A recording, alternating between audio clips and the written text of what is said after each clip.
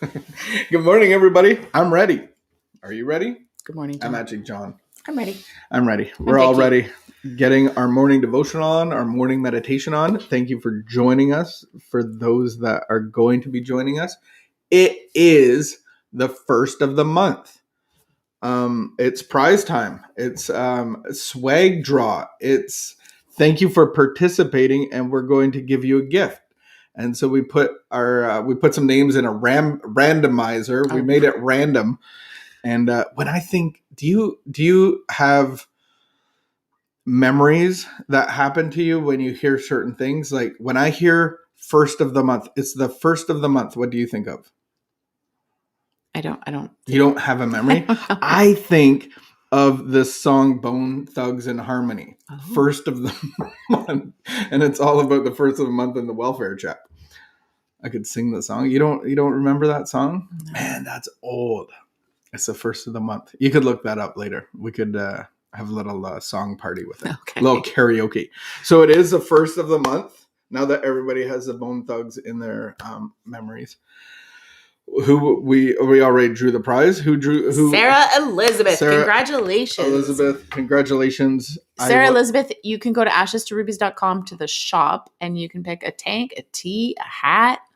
And message me, DM, PM, and then I will get that out to you. Yeah, and send us a message. Be delivered right to your home with your pick, and we'll ship that out to you. We'll order it and ship it out to you. So congratulations. All right, we are going to get our reading on, and we are June the 5th. June the 5th. Where'd that come from? June the 1st. It's the 6th month of the year. It is. So this year is almost technically half over. All our parents' birthdays are in this month. My mom's birthday, and then your parents' birthdays. Did you know that? Yeah. So what does that mean? Just saying. We don't have to have parties anymore. We can just buy presents. It's so much easier. We just buy them dinner, drop it off. Yeah. COVID life. That's a good way to do it. Here's all right. Dinner. Getting into our reading, our morning meditation. This is something that I try to bring with me throughout the day and meditate on it. Let God speak to me through it. That's really what meditation is listening. So inviting God's voice to speak to me about this topic throughout the day. So this one is called A Changed Outlook. Our whole attitude and outlook upon life will change. That is a quote. Or a promise, or a threat. When I was drinking, my attitude was totally selfish, totally self-centered. My pleasures and my comfort came first. Now that I am sober, self-seeking has started to slip away. My whole attitude towards life and other people is changing. For me, the first A in our name stands for attitude. My attitude is changed by the second A in our name, which stands for action. By working the steps, attending meetings, and carrying the message, I can be restored to sanity. Action is the magic word.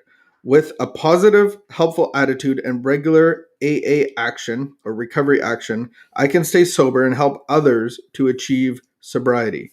My attitude is now that I am willing to go to any lengths to stay sober.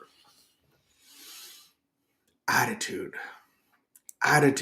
That's a beautiful word. Attitude. Because I've seen you make some drastic changes because we get to talk every morning. Oh, we get to talk more than that. What has been an attitude that has changed in you recently?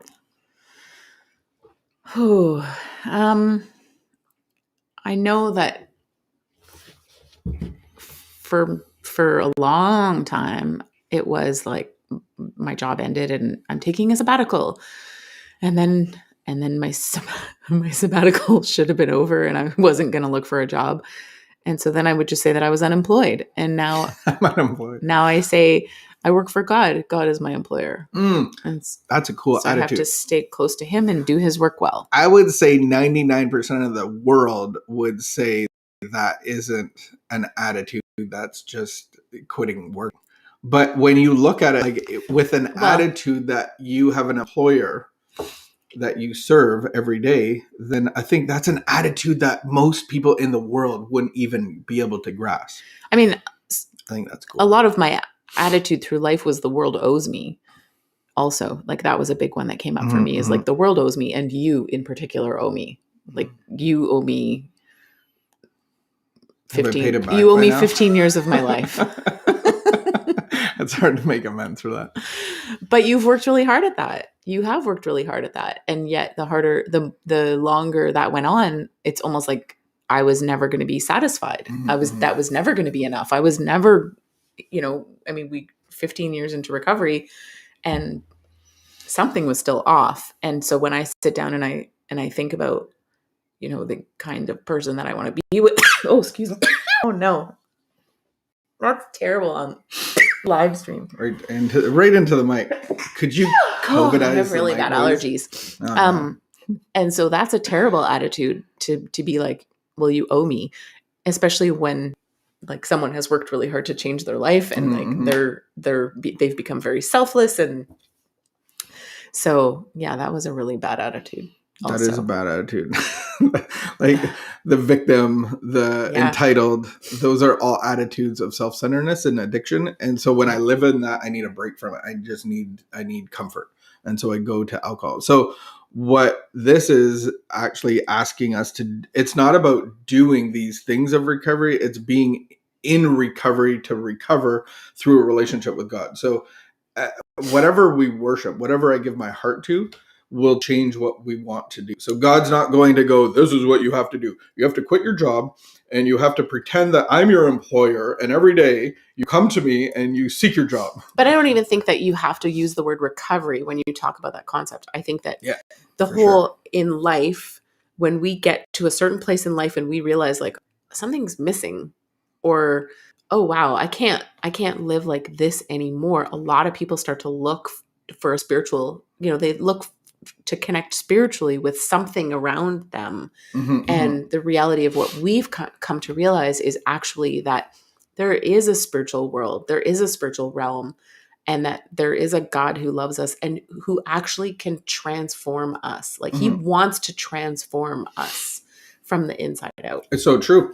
And I look at in the comparison of like, I didn't add alcohol to my life. I didn't do a little bit of alcohol for a little break and do it recreationally on the weekends and, maybe crack a beer after work. I gave everything to it. I ended up over a year or two giving my life basically to it. That's all that I thought about. That's all that basically my money went. That's what drove me. And it's no different from, adding a little bit of God in my recovery, or adding a little bit of God, adding a little bit of church to my life. What do you think it's I gave my life? It's not going to transform me. So when I worship, whatever I worship is actually going to transform my heart and actually change what I want to do. So then recovery, if I'm worshiping God, recovery is not like this labor. It's like, this is what I get to do. This is a lifestyle. It's fun.